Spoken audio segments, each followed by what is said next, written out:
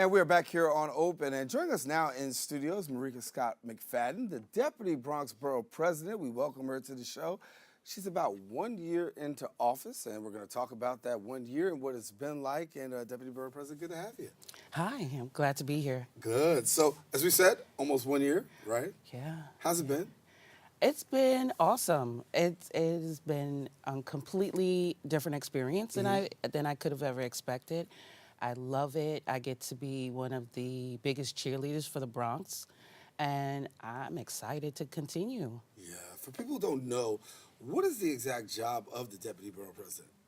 I think the reason why people don't know what the job is, it varies in different boroughs. There's different responsibilities. But I look at my role, especially the history of the Bronx, as really celebrating the Bronx and bringing the information of the Renaissance of the Bronx to the community in the Bronx and as well as the rest of the city. So I'm happy to just go out and represent and let everybody know, the great things that are happening here in the Bronx. Yeah, so January makes a year. Yes. Has the year gone by fast? Oh, OMG, yes. Right. It has been a whirlwind, mainly because it's learning a lot of new things, a lot of new processes, and again, I promised myself that I would say yes to everything this year, and I did. Yeah. Maybe I should have thought about that. Yeah, year two. Year two. Right. So when we talk about the Deputy Borough President attending a lot of things, now I know, here in Bronx that we broadcast a few things, borough meetings, cabinet meetings, board meetings. Talk to us about that and the importance of having the public involved in knowing what's going on, particularly in government. Wow, I just think it's a blessing to have BronxNet do all of this and put all of these meetings on make them available for Bronxites and everyone to see, because it's really the Borough Service Cabinet meeting, which I chair, and also the Borough Board meetings, which I chair, are meetings that bring information to the community. The board themselves consists of the district managers from the community boards as well as chairs. So we are presenting information to the community board leadership, and we're also making it available for everyone out there to just tune into BronxNet and get everything they need to know. Are you satisfied with the way the borough is moving in terms of, we've got employment as a huge issue, right? Unemployment is a huge issue. Homelessness is a big issue. But I know that it's one of those issues that gets tackled a lot in these meetings. But from your perspective, talk about progress. Well, we're not perfect. The borough president himself says that a lot. He reminds us that we're not perfect, but we're moving and making great strides. So one of the things in terms of being satisfied, I think we can never be satisfied. I think it was Prince that said, this Prince song that said that, right. Never be satisfied. But in terms of being satisfied, we're going to keep striving.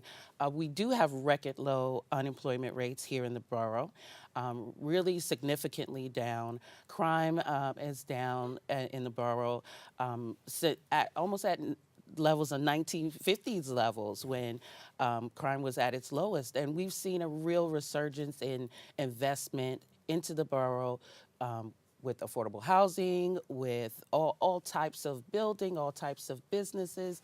So the Bronx, it's no longer burning, it's building, it's growing, and we're really excited about that. Building and booming. As we're on the cusp of 2019, obviously a lot of things on the table.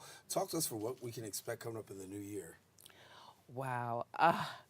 For me, I think I'm going to take a break. Right.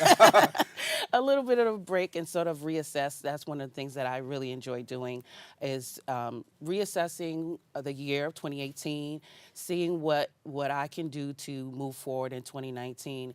One of my particular issues is, and for this, not just the borough and not just the city, but the whole country, is the census. So knowing that, getting a correct count for our borough is so important, and making sure that we take partner with the right civic groups and the community to make sure that we are counted is so important. So we're running very closely up into the census, and I want to be an active partner and making sure that the Bronx gets counted. And I know you work very closely with the borough president. Talk to us about some of the work that you guys are doing hand in hand.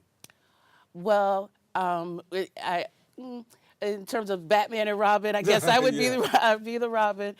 But we again continue to strive in terms of bringing down unemployment, inspiring investment into the borough, making sure that there are folks that see the borough as coming of age, and it is a great place to invest and create jobs. 2019 is an exciting year. I think we're looking for our borough to really continue to boom and continue to rise. I know you've been out on the street for a whole year. You're going to take it easy, but talk to us about what have you heard from residents of the Bronx in terms of their thoughts and the feedback that you've gotten, because you spent a lot of boots on the ground. Right, right.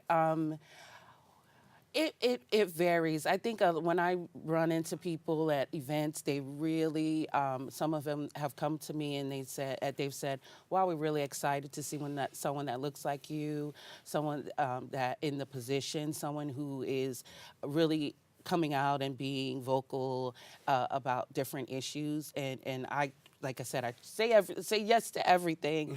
So when I get an invitation, I definitely reach out and make sure that I'm visible, I'm there, and I think people enjoy that about me in this position. What event can we say that you're the most passionate about? Or what thing do you think that you're the most passionate about when it comes to the Bronx and advocating for residents of our borough? Well, I know that one of the things that I am very, very passionate about is women's issues, not just about equality, but also the issue of mortality in terms of Black and brown women during childbirth.